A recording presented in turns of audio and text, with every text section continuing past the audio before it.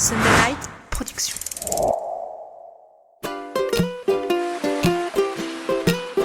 Bienvenue sur Mordu, le podcast des passionnés de glisse et d'outdoor. Mordu, tendance ride. Bonjour à tous, bienvenue sur Mordu, le podcast glisse et outdoor. C'est Mathieu au micro et je suis très content de vous retrouver pour cet épisode de Tendance Ride. Dans Tendance Ride, on observe à la loupe le business de la glisse et de l'outdoor. Aujourd'hui, on va parler de celui qui est devenu incontournable dans les stations de sport d'hiver, le casque. Tout le monde en porte un et croyez-moi, il y a encore 10 ans, c'était pas du tout le cas. Alors que s'est-il passé ? La surfréquentation a-t-elle rendu le sport plus dangereux ? Vivons-nous dans une société du risque minimum ? L'accident de Schumacher a-t-il marqué les esprits ?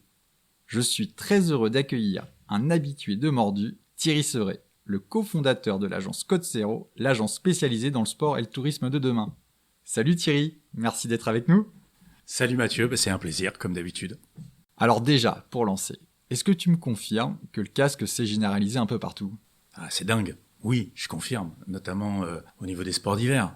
Aujourd'hui, et je reviens de station, 90% des gens portent un casque. Donc c'est un phénomène majeur, incontournable, et ça pose vraiment question, parce que finalement, quand tu m'as lancé sur ce sujet, j'ai essayé de rembobiner les années passées.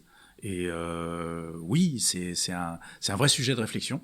Alors pour rebondir sur ce que tu disais, non, c'est une des premières choses auxquelles on pense. L'accident de Schumacher n'est pas responsable de ça, parce qu'à la limite c'est presque même contradictoire, sachant qu'il avait une GoPro sur son casque et que il y a eu sans doute une interaction entre la GoPro, son casque et malheureusement son crâne, et ça aurait pu inverser presque la tendance, ou tout du moins apporter de la méfiance.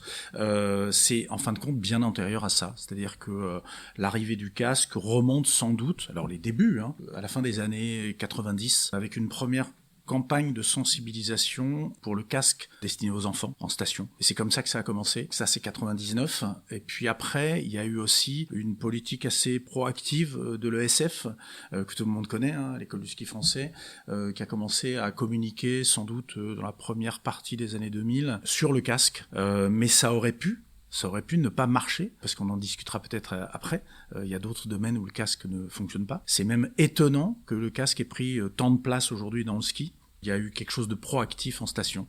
D'abord à destination des enfants, et puis ensuite à destination des adultes. Et c'est passé aussi par les moniteurs de ski.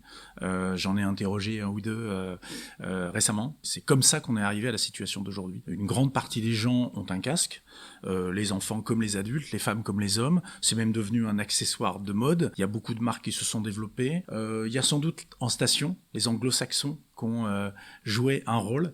C'est un de mes contacts qui m'a dit ça, dans le sens où les anglo-saxons ont plus tendance à prendre soin d'eux ou à suivre des réglementations ou des incitations que les Français. Nous, on est forcément toujours un peu hostile à ce genre de choses. On n'aime pas ce qui touche à notre liberté, etc. Et puis petit à petit, je pense que chacun s'est rendu compte que avoir un casque, c'était pas si mal.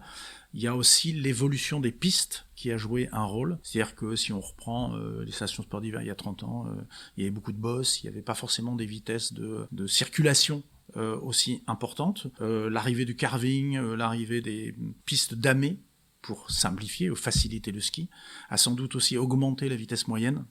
Et aujourd'hui, finalement, tout le monde se rend compte qu'on va vite en ski. On a tous, des fois, via notre téléphone portable, la possibilité d'évaluer la vitesse. Puis on se rend compte que s'il y a des chocs, c'est plus violent. Tout ça fait que finalement, petit à petit, la sauce a pris. Tout le monde s'est dit, ouais, il faut porter un casque. Mais ça s'est fait sur presque 20 ans. Donc grosso modo, entre la fin des années 90 et maintenant. Il y a 10 ans, c'était pas généralisé, mais ça commençait déjà à beaucoup se développer. Donc c'est pas récent. À chaque accident, il y a eu la disparition de Gaspard Ulliel. Il y a un enfant, en 2022 ou 2023, qui a été percuté, un enfant de l'ESF, qui est mort en cours de ski. Je crois que c'est la première fois que c'est arrivé. Ça pose à chaque fois des questions sur la protection, la prévention dans les sports d'hiver. Est-ce qu'il faut limiter les vitesses ? Est-ce qu'il faut qu'il y ait une snow patrol ? Il y a dans certains pays, si vous allez trop vite, je crois que c'est en Corée du Sud ou au Japon, aux États-Unis aussi, vous pouvez être sifflé parce que vous allez trop vite. Et quand on parle de ces éléments de réglementation, les défenseurs de la montagne disent non, mais la montagne, c'est un endroit de nature où le risque est inhérent à la pratique.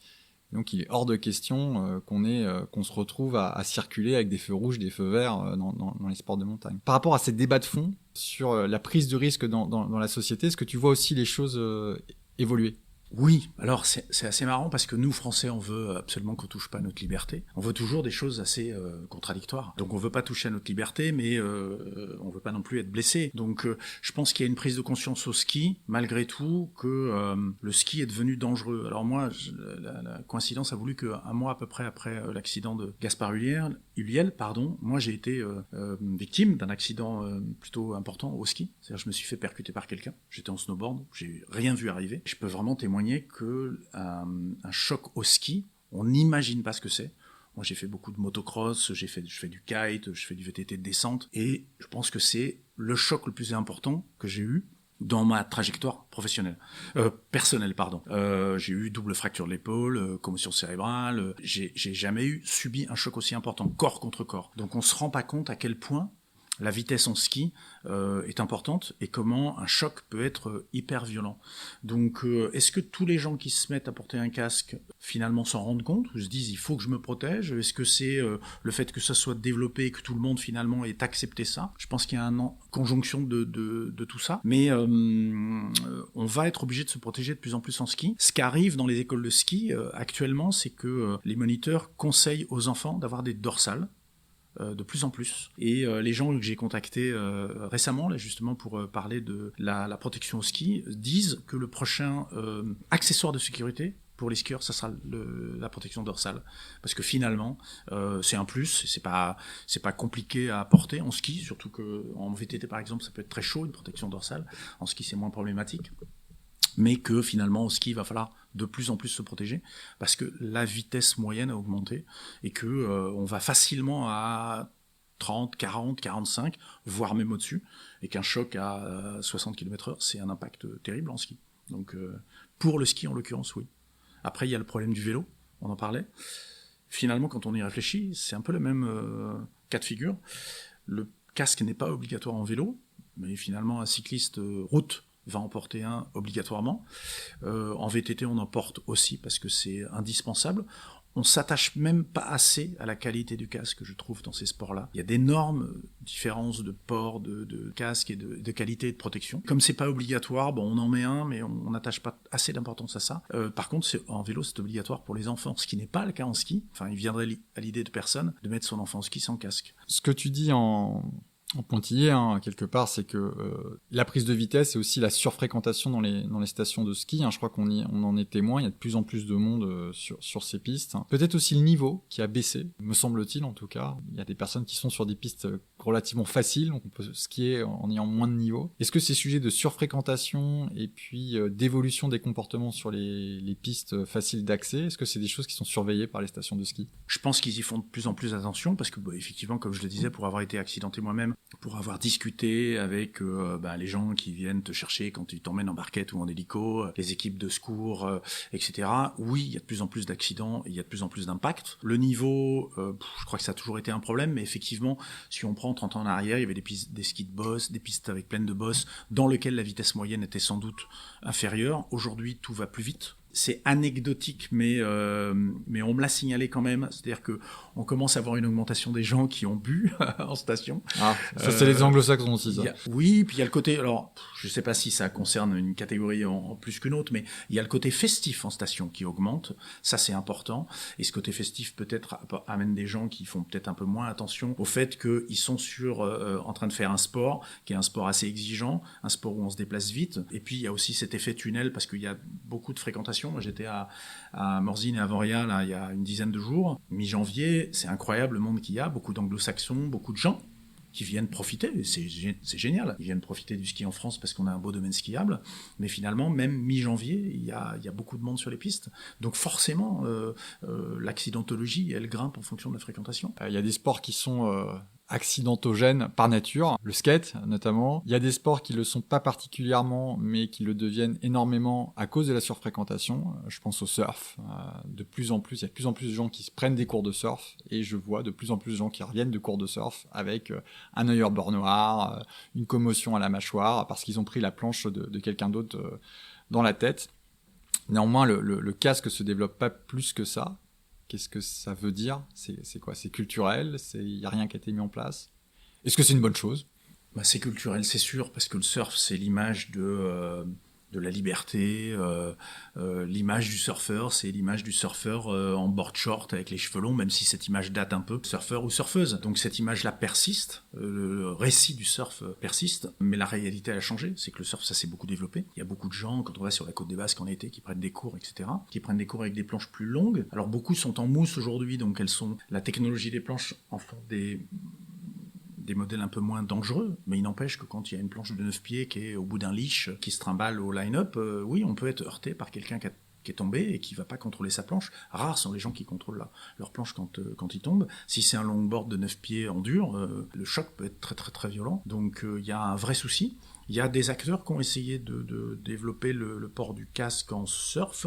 Decathlon avait sorti un modèle qui ressemblait à des modèles de casques de rugby, mais ça prend pas. Je pense que petit à petit, ça finira par peut-être prendre, au moins pour les écoles. Encore une fois, ça vient souvent, ce genre de choses, des écoles, parce que quand on va apprendre un sport, que ce soit le surf ou autre, on essaie de se protéger. Mais pour l'instant, ça évolue que peu. Il y a des surfeurs qui commencent à porter des casques, alors dans des conditions radicales, que ce soit au pipe ou à Tupo. Il y a Kyle Lenny qui a posté une vidéo il y a pas longtemps en disant c'est la première fois que je mettais un casque, et en fait il montrait une vidéo, le casque était fendu en deux, et il dit en fait j'avais bien fait cette fois ce jour-là. Ouais, il y a Kaoli Vast aussi qui en porte un. Il y a les fameux Tupo. casques GAT. Mais les casques GAT, ça existait déjà il y a 30 ans. Donc, moi, je faisais de la photo dans l'eau, j'en avais un, mais ça n'a pas percé.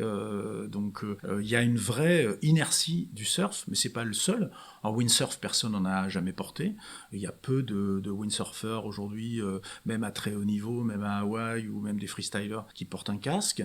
C'est très très rare. En kite, il y a eu beaucoup d'efforts des fédérations à une époque pour les gilets d'impact et pour le casque. Alors sur le kite, ce que je vois, c'est que c'est en train de rentrer par le foil en fait. C'est-à-dire que la pratique du foil, de plus en plus de gens mettent un casque en foil, et je peux imaginer que demain, ces personnes qui commencent à mettre un casque en foil puissent en mettre en twin tip ou de manière plus générale. Complètement. On voit plus de casques en wing, parce que là aussi, c'est problématique du foil, même si la wing, c'est quand même pas quelque chose de très violent, en tout cas pour la plupart des gens, parce que le haut niveau fait que maintenant, ça commence à devenir très radical, mais il y a pas mal de débutants qui mettent un casque, voire un gilet d'impact. Donc je pense que de toute façon, le souci de protection, le souci de pas se faire mal, de pas être blessé, commence à grandir un peu, mais dans certains sports, il faut arbitrer entre le fait d'être hyper libre, se sentir bien et porter un casque. Bon, en tout cas, moi j'aimerais bien que ça se généralise dans le skate, parce que pour l'instant je suis la seule truffe avec un casque et des genouillères au skatepark, et passé 40 ans, c'est plus possible. Ouais, c'est clair, mais en même temps, en skate ou en scooter, enfin en trottinette, scooter c'est le nom américain, mais il y a beaucoup même en skate, il y avait beaucoup les grosses genouillères et les casques champignons, c'était quand même vachement porté. Je me rappelle même il y a 30 ans, Tony Hawk et tout, en rampe, ouais. Ils avaient les casques.